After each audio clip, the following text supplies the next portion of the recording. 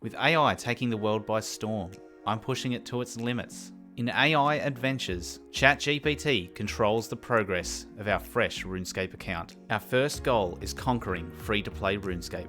After reaching our goal of 40 crafting in the last episode, we opened all our beginner clues and got some sweet demon feet.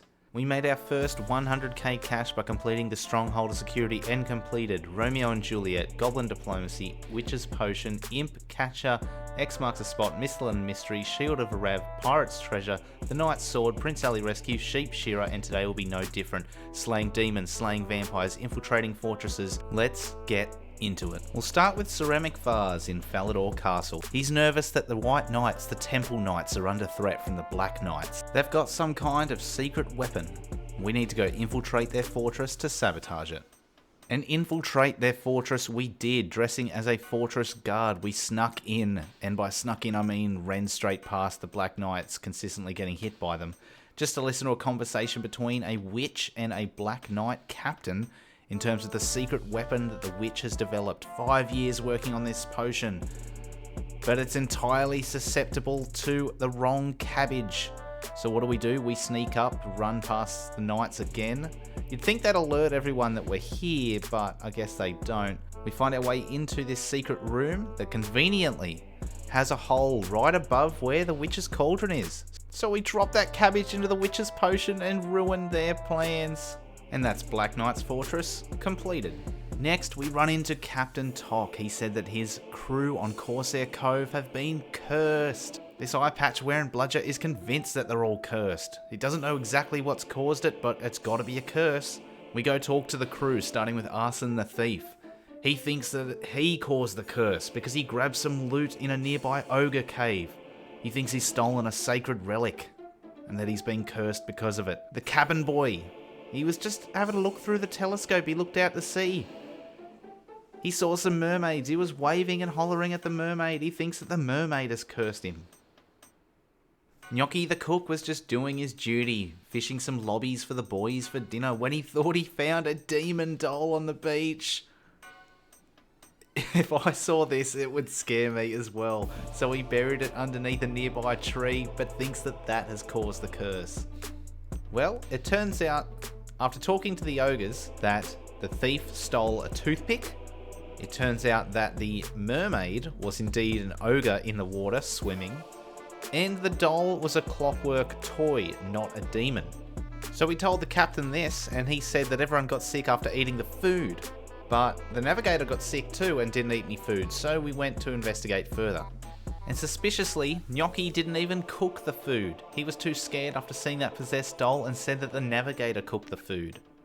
Arson the Thief confirmed this story. It confirmed that the navigator might not be with the crew much longer anyway, as he's likely to get the sack soon. The cabin boy indeed confirms this, so our suspicions turn to the navigator.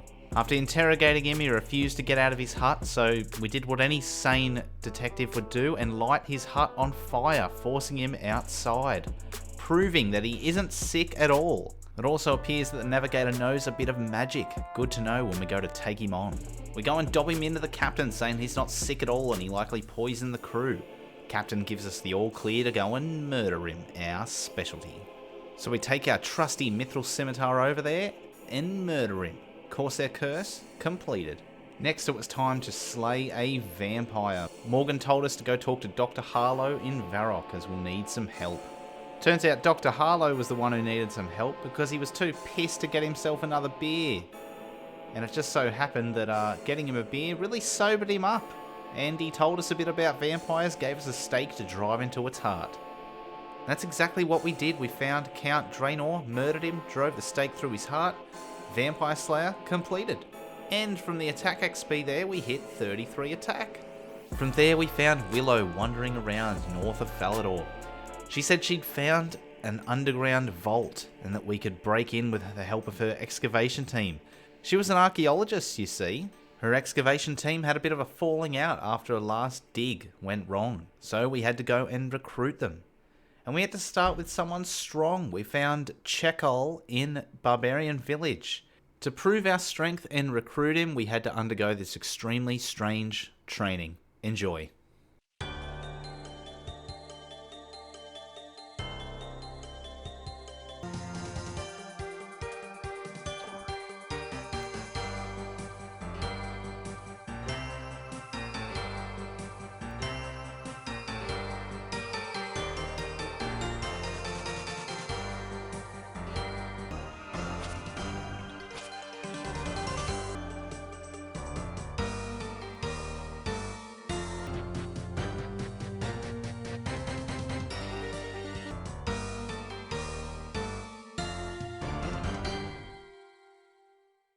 To recruit Marley, we had to get him a steak sandwich from the Blue Moon Inn. He was banned from the pub and he wanted a steak sandwich. So we talked to the cook, told us to slap some meat between some pieces of bread.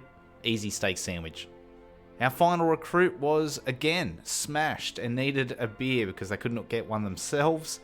In the pub, this time in Falador, we played rock, paper, scissors, but they were too pissed and we could just make up the fact that we beat them. Therefore, they agreed to join the expedition. The drunk bloke blew up the entrance to the vault, the strong guy moved the rocks out of the way, and the guy that wanted the steak sandwich was able to navigate through the traps. It turns out these guys are not archaeologists, they are indeed burglars and came to thieve whatever's in this vault. Well, they got scared off pretty quickly once this big rock golem showed up. This rock golem turned out to be an ancient guardian for the underground ruins of Camdozel run by the Imcando dwarfs. Remember that bloke from the last episode we gave the red berry pie to? Turns out he's not one of the last Imcando dwarfs. They've been underground this whole time. So after moosing the ancient guardian, robbing the bag that the thieves left behind, given a taste of their own medicine, this other Imcando dwarf came out and said, "Oh God, there's other people here. How you going?" And that's the Below Ice Mountain quest completed. And while we're in Varrock, we talked to this old fortune teller, Aris, who told us that, "Oh God, Delrith's coming, this demon, oh shit."